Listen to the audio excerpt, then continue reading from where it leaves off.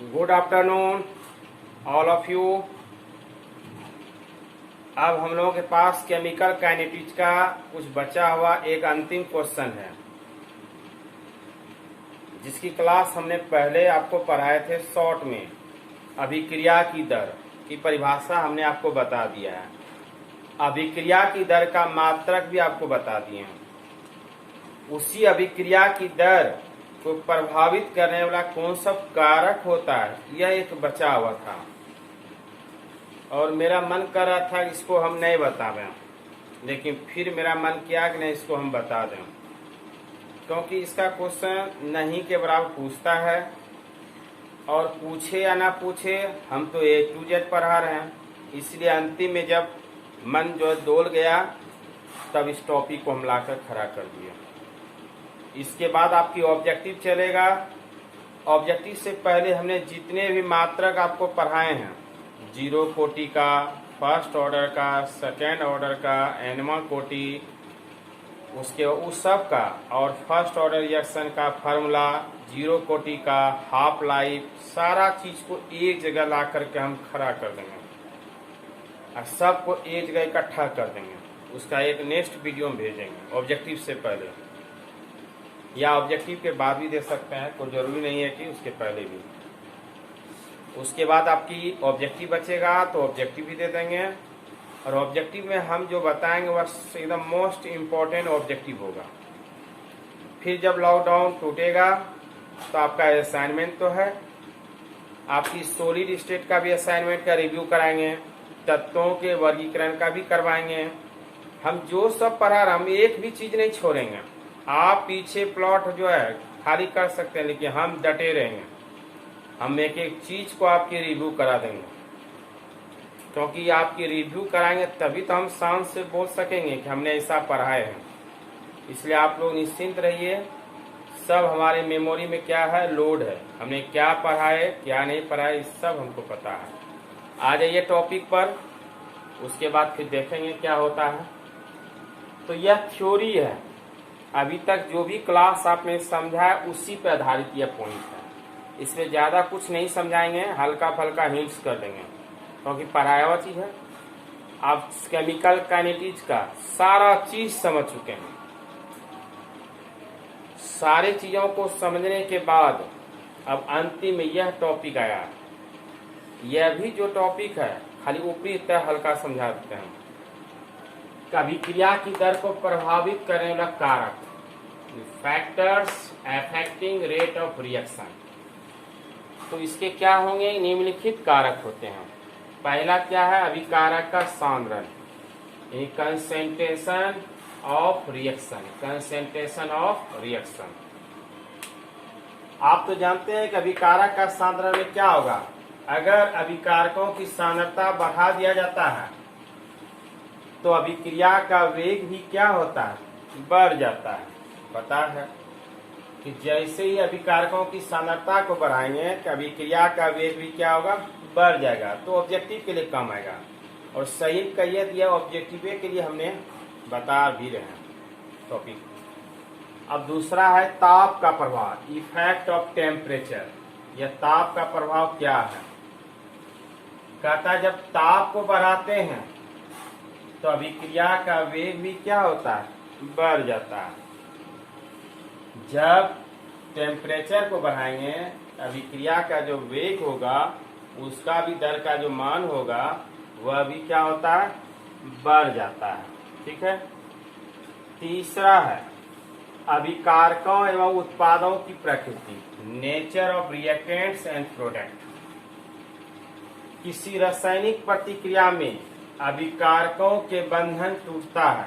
अभिकारक का बंधन जो होगा, जब उसके अणु टकराते हैं, आपस में कोलिजन करते हैं, तो उसके बंधन क्या होते, टूटते हैं, और उत्पादों में क्या होता है, नए बंधन बनते हैं।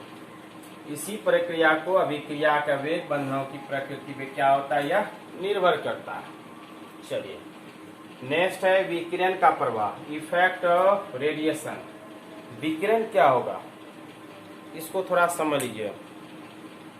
कोई भी रिएक्शन दो तरह का होता है।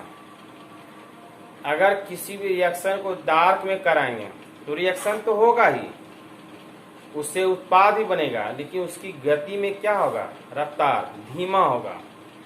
अगर कोई भी रिएक्शन सूरज के प्रकाश की उपस्थिति में करता है सनलाइट में, तो उसकी रिएक्शन की रफ्तार क्या होगा, तेजी होगा। ये भी रिएक्शन करेगा, लेकिन यह क्या करेगा, फास्ट। कैसे कहते हैं, मोबाइल में अगर जीबी है तो किसी भी वीडियो को देखते हैं तेजी से दिखाई पड़ता है, रुक रुक कर दिखाई नहीं पड़ता है। लेकिन जब जीबी खत्म हो जाता है तो कोई भी चीज़ देखिए जो 2 मिनट का है वह 15 मिनट में नहीं दिखाएगा, क्योंकि उसकी पावर क्या होता है, नहीं रहता है। यही बात यहाँ भी है रेडिएशन में। अब जब पेड़ पौधे भोजन बनाते हैं तो देखते हैं मिट्टी से बहुत सारी चीज़ों को लेते हैं और सूरज के प्रकाश की उपस्थिति में क्या करते हैं, भोजन तैयार करते हैं। और हमारे एटमॉस्फेयर में क्या करते हैं, वो ऑक्सीजन अधिक मात्रा में छोड़ देते हैं। यह सब किसका प्रभाव होता है, रेडिएशन का। इसीलिए हमने रिएक्शन भी बता दिया आपको कि H2 + Cl2 जब डार्क में करेगा तो बनेगा तो Cl ही, लेकिन इसकी गति क्या होगा, स्लो होगा। लेकिन जब H2Cl2 सनलाइट की उपस्थिति में करेगा तो इसका Cl ही बनेगा, लेकिन इसकी गति क्या होगा, वेरी फास्ट होगा। ठीक है, अब टॉपिक को भी पढ़ लेते हैं। अभिकारक सिस्टम द्वारा उपयुक्त विकिरणों के फोटोन। फोटोन क्या होता है, जैसे इलेक्ट्रॉन प्रोटॉन होता है, बहुत सारे कण होते हैं, उसी कण में से एक फोटोन होता है जो सूरज की प्रकाश की उपस्थिति में प्राप्त होता है। कि अवशोषण के कारण कुछ रासायनिक अभिक्रियाओं की गति क्या हो जाती है, तीव्र हो जाती है, और इन अभिक्रियाओं को प्रकाश रासायनिक अभिक्रिया फोटोकेमिकल रिएक्शन कहते हैं।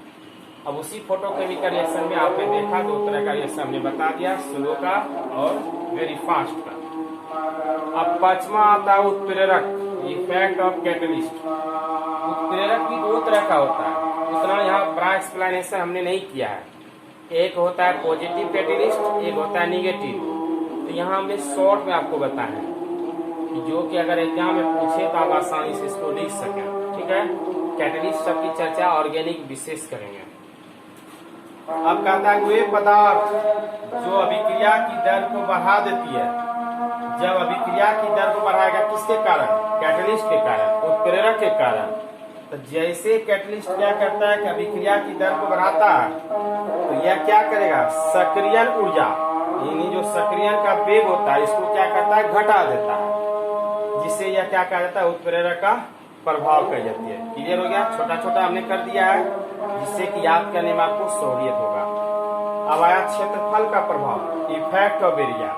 क्षेत्रफल यानी एरिया, किसी भी ठोस अभिकारक की सतह का क्षेत्रफल अधिक होने पर क्या होता है, अभिक्रिया का वेग भी क्या हो जाता है, अधिक हो जाता है। याद रखेंगे ऑब्जेक्टिव में कि किसी भी ठोस अभिकारक की सतह का क्षेत्रफल जब अधिक किया जाता है तो अभिक्रिया का वेग भी क्या हो जाता है, अधिक हो जाता है। क्लियर, यही अंतिम आपका बचा हुआ था केमिकल काइनेटिक्स का।